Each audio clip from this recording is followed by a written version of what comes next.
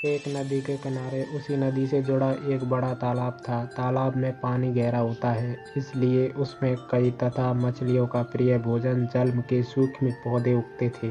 ऐसे स्थान मछलियों को बहुत पसंद आते हैं। उस तालाब में भी नदी से बहुत सी मछलियां आकर रहती थी। अंडे देने के लिए तो सभी मछलियां उस तालाब में आती थी।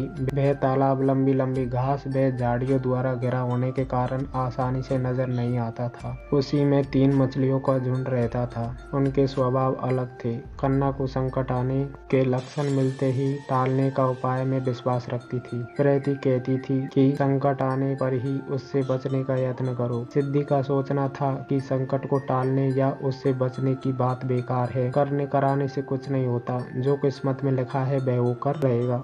एक दिन शाम को मछुआरे नदी में मछलियां पकड़कर घर जा रहे थे। बहुत कम मछलियां उनके जालों में फंसी थी, अतः उनके चेहरे उदास थे। तभी उन्हें झाड़ियों के ऊपर मछली खोर पक्षियों का झुंड जाता दिखाई दिया। सबकी चोंच में मछलियां दबी थी। वे चौंके। एक ने अनुमान लगाया, दोस्तों लगता है झाड़ियों के पीछे नदी से जुड़ा तालाब है, जहाँ इतनी सारी मछलियां पल रही है। मछुआरे खुश होकर झाड़ियों में से होकर तालाब के तट पर आ निकले और ललचाई नजर से मछलियों को देखने लगे। एक मछुआरा बोला, आहा, इस तालाब में तो मछलियां भरी पड़ी है। आज तक हमें इसका पता नहीं चला। यहाँ हमें ढेर सारी मछलियां मिलेंगी। दूसरा बोला। तीसरे ने कहा, आज तो शाम ढलने वाली है, कल सुबह ही आकर यहाँ जाल डालेंगे। इस प्रकार मछुआरे दूसरे दिन का कार्यक्रम तय करके चले गए। तीनों मछलियों ने मछुआरे की बात सुन ली थी। कन्ना ने कहा, साथियों, तुमने मछुआरे की बात सुन ली। अब हमारा यहाँ रहना खतरे से खाली नहीं है। खतरे की सूचना हमें मिल गई। समय रहते अपनी जान बचाने का उपाय करना चाहिए। मैं तो अभी इस तालाब को छोड़कर नहर के रास्ते नदी में जा रही हूँ। उसके बाद मछुआरे सुबह आए, जाल फेंके मेरी बला से। तब तक मैं तो बहुत दूर अटखेलियां कर रही होंगी।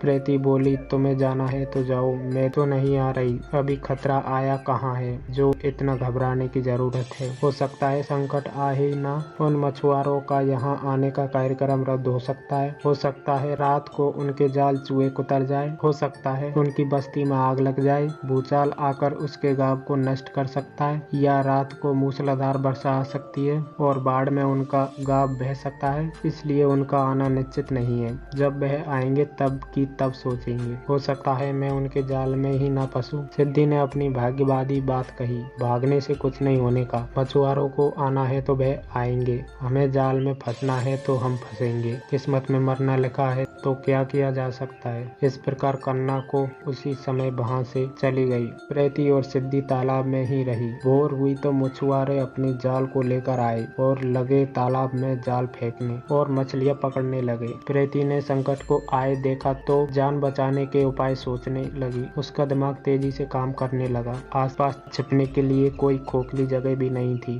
तभी उसे याद आया कि उस तालाब में काफी दिनों से एक मरे हुए की लाश तैर रही है। वह उसके बचाव के काम आ सकती है। जल्द ही उसे वह लाश मिल गई। लाश सड़ने लगी थी। प्रीति लाश के पेट में घुस गई और सड़ती लाश की संडाग अपने ऊपर लपेट कर बाहर निकली। कुछ ही देर में मछुआरे के जाल में प्रीति फंस गई। मछुआरों ने अपना जाल खींचा और मछलियों को किनारे पर जाल से उलट दिया। बाकी मछलियां तो तड़पने लगी, परंतु प्रीति मरी हुई मछली की तरह पड़ी रही। मछुआरों को संडाग का धबका लगा तो मछलियों को देखने लगा। उसने निश्चल पड़ी प्रीति को उठाया और सूंघा। हाँ, यह तो कई दिनों की मरी मछली है, सड़ चुकी है। ऐसे बड़बड़ाकर बुरा सा मुंह बनाकर उस मछुआरे ने प्रीति को तालाब में फेंक दिया। प्रीति अपनी बुद्धि का प्रयोग कर संकट से बचे निकलने में सफल हो गई थी। पानी में गिरते ही उसने गोता लगाया और सुरक्षित गहराई में पहुंचकर जान की खैर मनाई। सिद्धि भी दूसरे मछुआरे के जाल में फंस गई थी और एक टोकरे में डाल दी गई थी। भाग्य के भरोसे बैठी रहने वाली सिद्धि ने उसी टोकरी में अन्य मछलियों की तरह तड़प तड़प कर प्राण त्याग दिए।